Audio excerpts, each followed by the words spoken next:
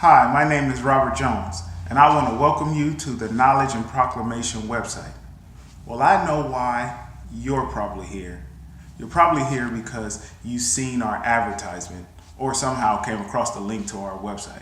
Either way, I'm so glad to have you join us. Now, let me tell you why Knowledge and Proclamation is here. And I think I can best do that by telling you a story.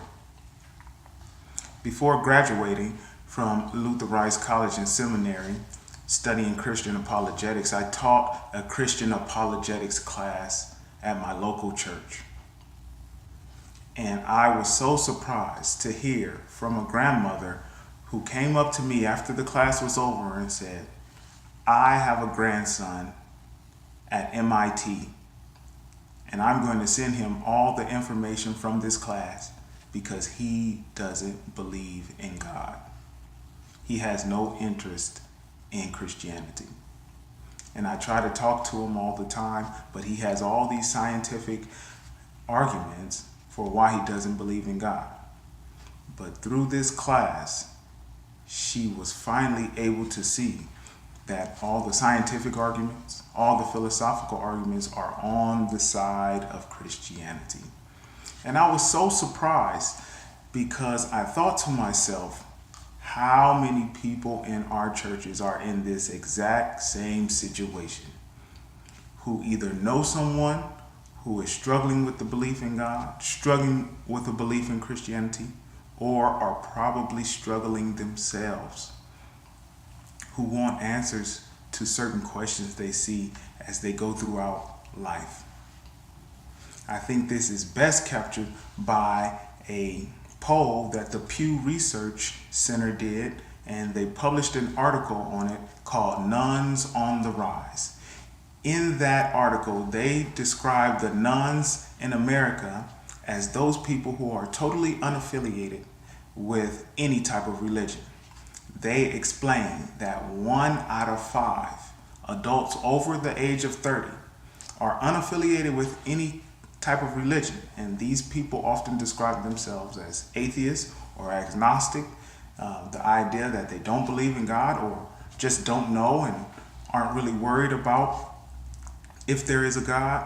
And it gets even worse for adults under the age of 30. Adults under the age of 30, 1 out of 3 are totally unaffiliated with any type of religion.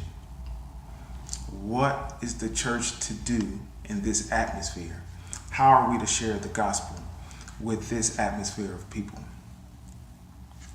We also know that the general population is becoming more college educated.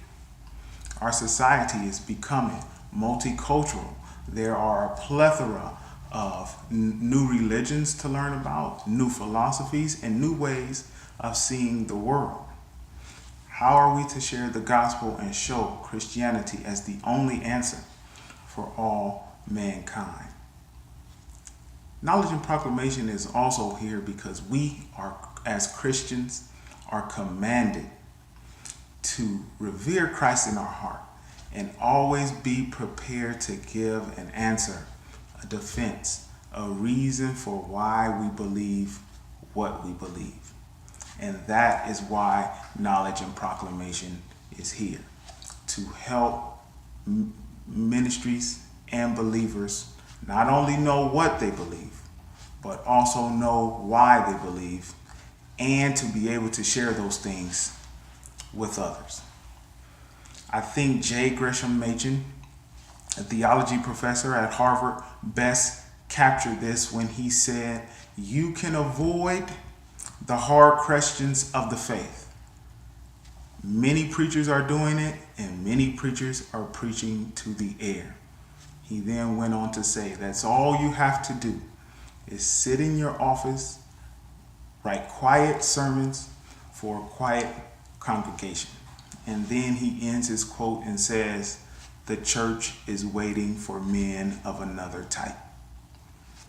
We are instructed to take the gospel to all the world, but we have to recognize that the world around us has various different messages for explaining why the Christian faith is not true.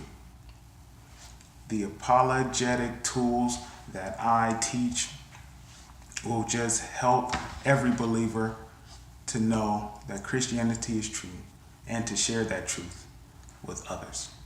And so that's what I'm offering.